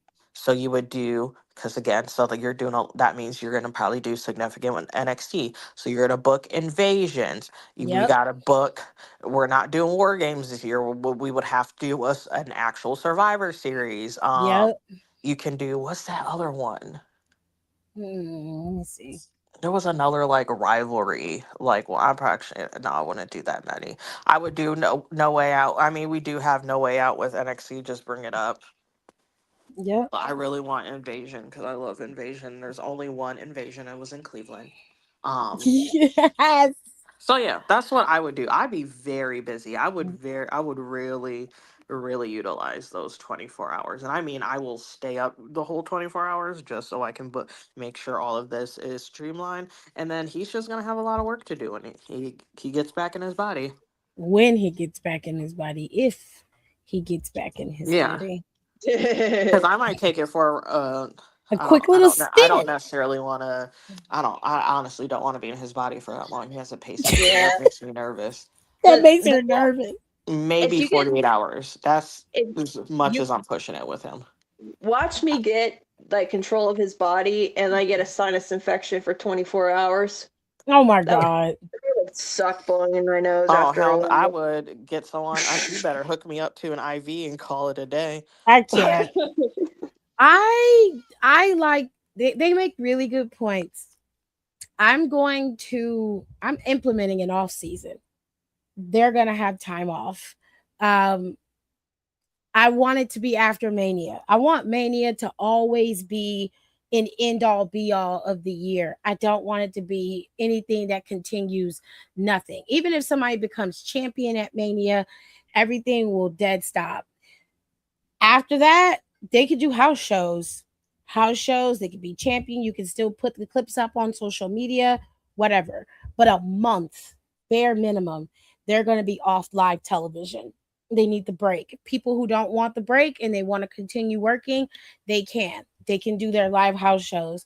That tour schedule, I mean, they might do 3 shows a week depending on who's in rotation to be at these particular house shows. I, however, wouldn't fire a bunch of people. I would split the roster in half. So whoever I'm not using on television, they would be on the house show circuit. Those are the people that you would see every now and then. We would bill for a bigger star to show up, like a Seth Rollins, like somebody like, Cody Rhodes or whatever. But your main roster would be the guys who aren't on TV, and they would be built up. We use social media just like they use it for regular television. The shows wouldn't be televised, but they would have feuds and stuff going on over there. It'd be just like watching Evolve, but just main roster guys over on the house circuit. Now, if I wanted to pull somebody up or pull up a feud to put on TV, I could, because it's working, it's getting traction, everybody's talking about it. After that month's time is going to give me and creative enough time to reset what we're trying to do for the year.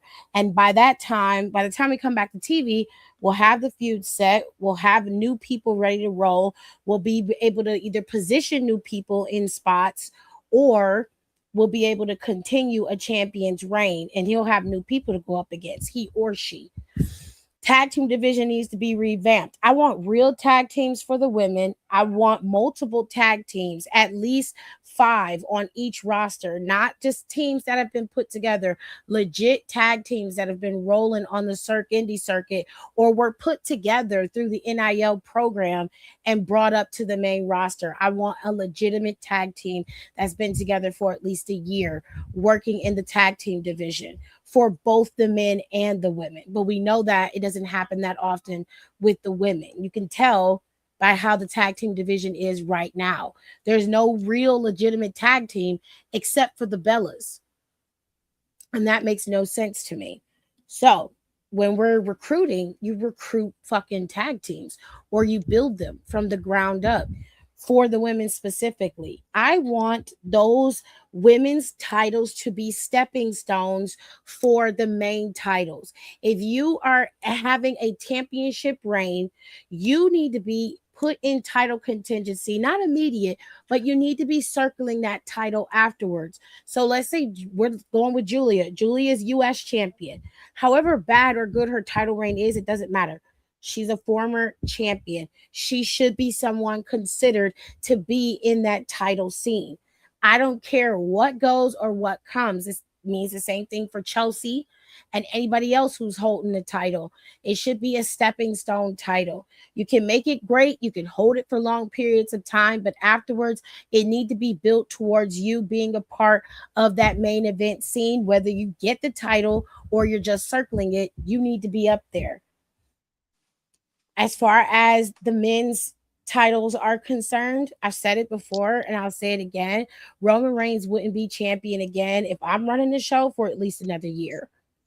CM Punk would drop that title at WrestleMania. I would let Roman drop it right after Mania. He would drop it literally after Backlash at the next PLE. More than likely to somebody like Braun Breaker if he comes back and he's healthy and ready to go. I want new faces, new feuds, and new things going. If I'm in that writer's room, if you're not on board with what I'm saying, you're fired. Everybody has to go. I want Bruce Pritchard gone. Michael Hayes gone. I want new asses in the seats. I want a full, diverse room. I want women. I want men. I want LGBTQIA plus people. I want everybody, whether you're non-binary, pan, whatever you decide to identify as, I want you to have somebody in the seats. Because everybody's story can't be told from the same perspective. And we need new stories. That's the reason why people get bored, because we're not getting anything different. I want fully diverse creators, writers room on both shows. Okay? And I want people to be seen. You've got people back there like Apollo Crews. He could have been a great feud for Carmelo Don't get me Hayes started. That's my if favorite you feud hadn't fighter. used him. He could have been great, whether he was a face or a heel. You could have let him have a nice moment like you gave to Ilya. Apollo's just as good, if not better. You have good people back there. Aleister Black is okay. I want the OG Aleister Black back. I don't want this with Selena Vega and this whole Adam, this Eve. Well, I don't want it. Return to sender. Give me NXT Aleister Black and just make him be more vicious. Selena Vega can be on his side. She can help him if that's what she wants to do. But it's not something that I need right now. I think you should split them up, put Vega back in the women's division. Aleister needs to go it alone, and he needs to go back to his OG ways. Why did I blank really quick? I had something that came to my mind. Oh, the writers. The only writers I high key would keep is that lady who's at Raw, who's Yeah. overseeing Raw, because she's doing a real good job. Yeah, she is. I forgot, and I'm really sorry, ma'am, that I forgot your name because I actually looked you up on LinkedIn. Phenomenal job. You're doing a good job, sis. Yeah. Her and that black guy, everybody else get fired. Yeah. Because all this is a bunch of white dudes back there besides them, anyways, I think. Anyways, Yeah, it so is yeah. a lot of white guys. Yeah, so It's some women back there, but it's a lot of white guys back there. it would be like that Joanne, the scammer. Everybody that's Clip. not white, they keep seated. All the Everybody's white. Caucasians. All the Caucasians to the back. Immediately, you have to leave. So he's like, Wow. looks. He said, "Great, perfect, looks better already." Ready? That's Yep. literally what I would do. I I would be like, also you each. I would each give him. I would keep her on SmackDown, and he would just. I would keep her at Raw. Would oversee him at SmackDown. Yeah. Or he would oversee SmackDown, and I was like, okay, you guys got 4 hours to find a staff.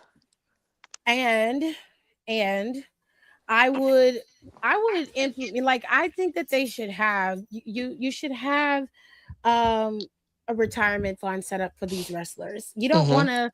I also would implement insurance for them. They deserve it. They're putting their backs and bodies on the line. You're a multi-billion-dollar company. There's no excuse. There's no excuse why they can't get that. And at least when they retire, they can have something. They can be putting something away. You're making all this money off of them on the front end. The very bare minimum you could do is take care of them after they've done all that they can and given everything to you. I don't care what the board says. It needs to be implemented. TKO would be out of my business. Okay? Oh, TKO. You run UFC however the fuck you want to run it, and I'm going to run WWE how I see fit. I'm not taking pointers and cues from somebody who can barely keep UFC afloat. I'm not doing it. Now, I've been running this company and been in this company for years, working and on the back end. You're not going to tell me what I can and can't do. As long as I'm within the confines of this company's bylaws, I'm not violating any rules. And you can't fire me unless you want to pay me. So I'm going to run the company the way I see fit. Y'all can get in line and just watch me work. Now, the creative teams, in terms of the shows, I'm not necessarily mad at them, but I don't want any yes men in there. I want somebody who's going to stand up and be like, no, that's not right. I want people who are going to speak their minds so we can get some clear communication in there. I like Paul Heyman, but I would only consult Paul Heyman when I needed to. He's not bad. He's not a terrible person, but I don't always think that I need to go to Paul Heyman to do anything. So he would be there. I wouldn't mind him being a part of it, but I don't need that. Also, managers would be implemented back in the E as well. I feel like that's a lost art that's not being utilized except for Paul Heyman, and I don't like that. You could really build somebody up as a manager. I mean, the only people that's doing it now is Kiana and Paul, which works. But you could really help to build somebody up as a manager and let them move into a different space if that's what they wanted to do. It would work. Okay. I want a lot of diverse stories. You can have, girlfriend and boyfriend stories. You can have husband and wife stories if that's what you want to do. But I want some real sinister shit going down. I want to have some fun. Make this shit cinematic. Make it so that people are tuning in and day out to see what's going to happen next. Take it to the next level and hire some people who are a little bit outside the box, batshit bonkers. Take your cues from Bray Wyatt and the mind that he had. You never know. Like that shit might pop off and work. You just gotta give it a chance. But if I'm working and I'm Triple H, it's a lot of shit that's gonna get overhauled. But those are just the pieces that I want to get redone. Now, a lot of people, when I posted this on Instagram, they were hyper fixating on specific people. Like, oh, I would take the title off of Jade and I would move into this. And I'm like, I don't mind Jade Cargill keeping the title and being champ now that she has her entourage around her. I feel like it adds to her. One thing I would do for Jade Cargill, though, I would make her. I think that last week on SmackDown, her promo, it wasn't bad. It was just a little wonky. And it just seemed like everybody wasn't on the same page of what they were going to be saying to each other back and forth. One thing I want is I don't want nobody half stepping. You need to be very clear on where you're going to go. So if you got a bullet point, study your bullet point. If you got a script, make sure you have your script ready and prepared. If you're going to revamp it, then revamp it, edit it, and make sure your opponent knows where you're going to go with this. And if you're going to be like, hey, I'm going to just wing it, just go with it. I promise you nothing I'm going to say is going to be too outside the box. They be like, all right, cool. Just make sure you keep a rapport with your opponent so shit don't go off the rails like what we saw with Tiffany and a whole bunch of other people. You see what I'm saying? Other than that, that's what I would be doing. Period. I dig it. Now, I know them people would hate me because they are going to work. I see you about to earn these couple figures. I know your butt makes. Don was in the comments and Donnie said, firstly, I will put a ranking system in place. Top 10 only. Therefore, you'd have a contender and then you have at least 3 other people you can rely on. So he's planning a backup system. I like that. So he said the women need side stories outside of championships. I agree. I think that they're too reliant on championships. Yes. Yeah. I don't like somebody these else ladies. I'm about to change the channel. Said if I was Triple H for a day, I would have a rematch with Booker T and have him squash me. Justice for Booker T. I'm not doing that. I'm not doing all that. Them people is Triple H also cannot wrestle. He medically cannot wrestle. No. He has a heart condition. If he takes a bad bump, he could die. I don't want to say. We're not doing all this. No, I'll tell you, he can die. So. And you got to remember, it's us who are not trained wrestlers. Nicole is, but like the rest of us, we're not trained to do wrestling. So that would just be really, really awkward. And I also don't want them girls to not have a daddy, so I'm not doing that. Plus, you're in his body. You're gonna die too. Yeah.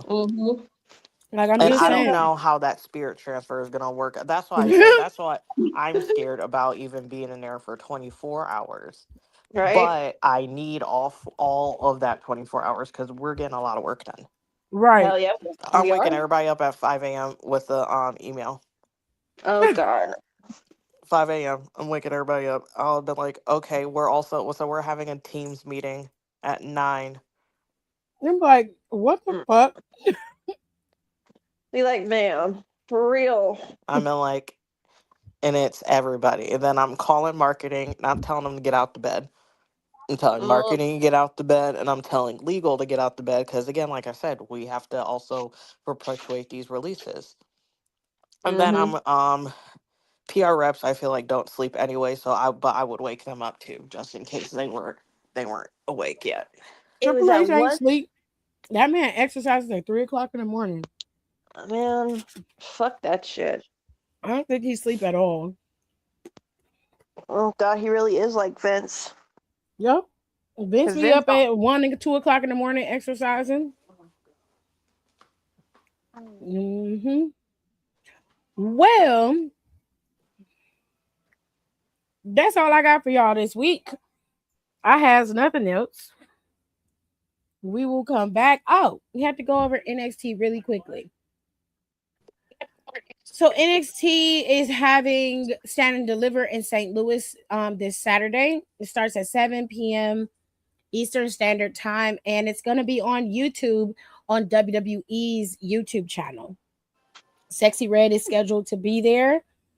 You're going to have a countdown match with a 10-man tag team match. It's going to have Hank and Tank, Eli Knight, Ren Sinclair, and Shiloh Hill facing off against Birthright. Okay. The NXT Men's Championship is being contested. It's a fatal 4-way with Joe Hendry, Tony, Ricky, and Ethan Page. Y'all want to pick, or y'all just want to wait till the show comes out Saturday? I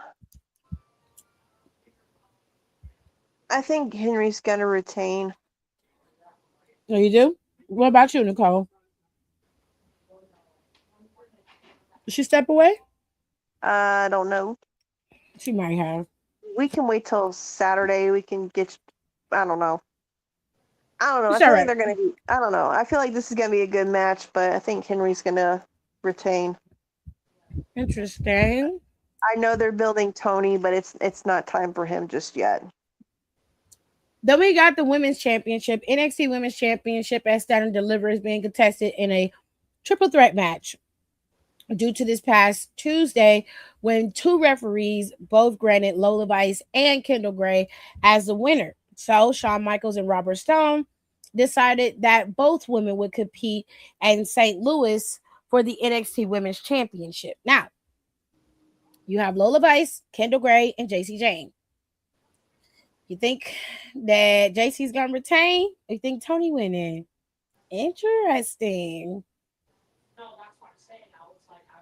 That's interesting. And then Don has Lola. Who you got, Alexis? Anybody but JC. I'm so tired of her with that damn title. She hasn't done anything with it. The second go around with it, I'm just. I don't care. I would like it to go to Lola because I think if anything, she's been there longer and she deserves it. But Kendall's been actually really fantastic and she's been getting high praise from like everybody. So I wouldn't mind if either one of them won. As long as JC doesn't retain, I don't care. If I didn't want Lola to come up and take Dominic from Liv Morgan, I would have her win it. But I really want her to take that man from that woman so bad. Dude, that wouldn't be fair. That'd be like shooting fish in a barrel. Come on. Oh. So what? She's the only one that got the real chops to do it. She's the only one. Look, I'm gonna need, and this we can talk about this next week or whenever, but because we got kind of stacked tonight. But I'm gonna need Dom to be solo for a while. No woman chasing after him. No woman getting. I need him to be on his own for a while. I'm sick of him Same being. could be said of JC Jane, if we're being honest. Yeah, because her little group is the only reason why she's winning.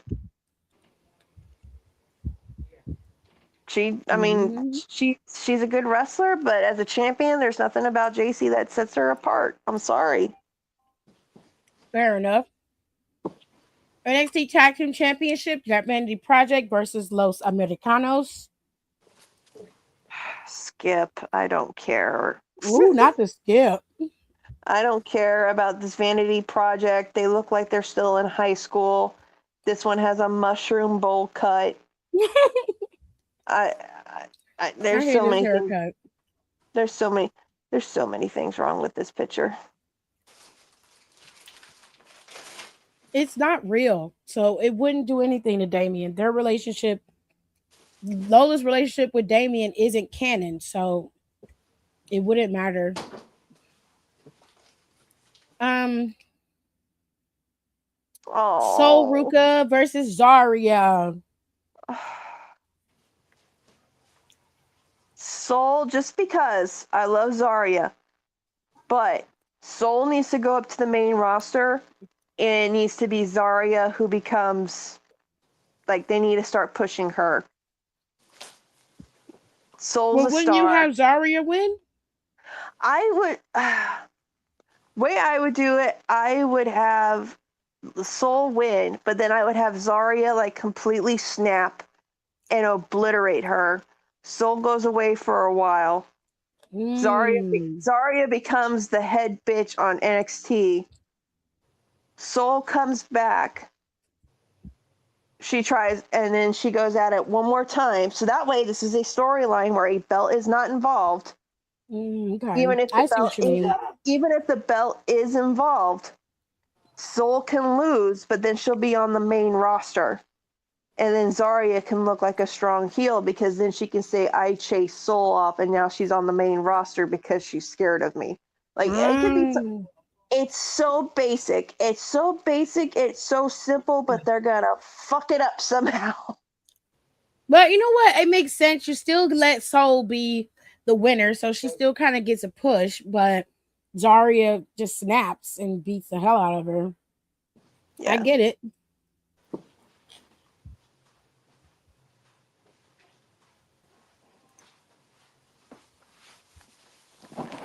He said, put this match first.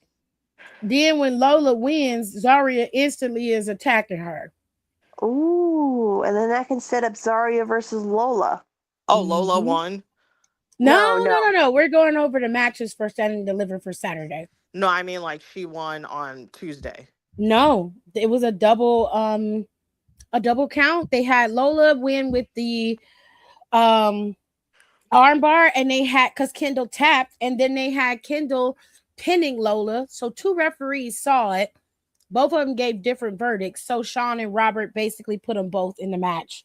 So it's going to be a triple threat for the women's title. That's what had happened, child. Okay. Blake Monroe and Tatum Paxley. I know Nicole picked Blake. You know who I'm picking. You're picking Tatum. Picking my little Wednesday Addams. Okay. I'm picking my little Glamour. I want Tatum to retain. Not because I don't want the Glamour to get her title back, because I know eventually she'll get it back. But I want her to retain so this feud can actually have some real legs. Because it doesn't have any really much right now. I want them to fight a little bit longer. That's why I'm surprised they're already having a matchy match. Yeah. Because like I've enjoyed this build up because everything that Blake has tried to do mind game wise with Tatum has thrown it right back at her times 20. Mm-hmm. Like the whole Shining thing where she it's like the horror movie and Blake is just screaming and she's coming through the door just laughing psychotically, and I'm like, these 2 girls are having the time of their lives right now. Yeah. Because it fits both of them like so perfectly. I want this to be, and I want Tatum to retain because she didn't have that NXT Women's Champion for very long, and that broke my heart for her. So yeah, hold on. Then the last match, North American Championship, Gargano versus Bourne.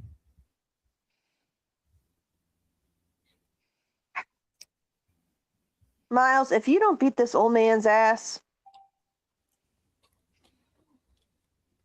I hope he retains. If Johnny Gargano wins that title, I'm gonna legit be pissed off. Like, and it's no, you know what? It's all shade to him because it's like, why do you keep coming back to NXT if you're not getting over on the main roster? You're doing the same shit you did. But when we talked about this in Ciampa 5 years ago, when everyone else was leaving and you guys were staying, and then Johnny says, that's part of the reason why you're not getting over. And it's like, Johnny's like, oh, well, I want to stay in NXT. And it's like, dude, everyone from your class is gone.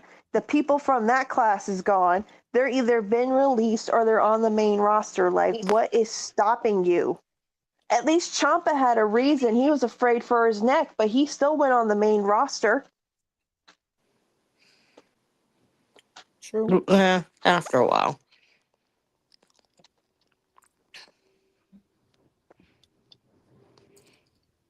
I think Miles Bourne is going to retain. I don't think Gargano's going to get the title from him. Why is this picture very homoerotic? What the fuck? I don't know. I don't know what you're seeing. I don't know. I just looks like Miles that to me. Bourne is really serving face in this. Love this for him. Mhm. Well, those are the predictions. You know what? I'm also changing. I know we're talking about something completely different. I hate when they act like they can't take a picture of them with their belt and they have to do that weird, bad Photoshop and Photoshop it over their shoulder. Just have them I take a hate that. picture with the belt. It Yeah, takes 2 seconds. They do nothing. There's so many of them who do nothing but have photo shoots back there anyways because they're not doing nothing anyway. I Just agree. every week someone has a little photo shoot first and it's for no reason. All They them stay photos using those camera archives. people's times. Like, what are you Mhm. doing with the rest of the photos? What are you doing with Well, them? who was that backstage announcer who was like the fashion victim? And she was like trying to dress like 60s, but it was always like really cheesy looking. Megan? The blonde girl with the bob. Megan, ain't her name Megan? Isn't she? Yeah, she's on something else. She just Yeah, qualified for the Olympics. Like she Yeah, just but- got for the Olympic qualifier for like running. But she's on the Raw Talk show. She does the but Raw every Talk. time, but I don't know why I don't follow this woman, but every time I get on Instagram and start looking up stuff, she's always on there. And I'm like, bitch, what do? Do you just take photos all day? No, she got a job. Her and fucking She's on Randall that from show. Recess. I know she's on that show with Sam Roberts. Yeah, they do the pre-shows for NXT and they do the Raw Talk podcast. And then they do the after show. And then they do the after show. So she's got a pretty substantial job. I think she's based in Florida because they don't really go anywhere. Even when they're doing like Raw Talk, they're in a studio and they have the wrestlers on camera with them, but they're not on the road with them. You know what I'm saying? So it's fine. And then also, what's it called? What is it called? I'm trying to remember. Oh, why am I blinking so bad? I don't know, babe. Oh, I hate this. What did I blank on so bad? What were we talking about again? We're talking about Megan, Raw Talk. Oh, also she just had a baby. That's what came and left my mind. Yeah, she did. And But now, I believe Sam Roberts also lives in Florida because they record one of those shows. They record at his house. Yeah, I think it's his. I think it's the podcast. I want to say it's the podcast. I'm not sure, but either way, we are going to get ourselves out of here. You make sure you rate, comment, and subscribe. Okay, we're going to make sure we post the stuff every single week. Sometimes we might take a week off, but don't fret, we'll be back. Okay, because we human, we got shit we got to do. There are going to be some changes coming very soon, but we'll make announcements and when you guys need to hear it. And then for that, we'll see you guys next time. Bye. Bye.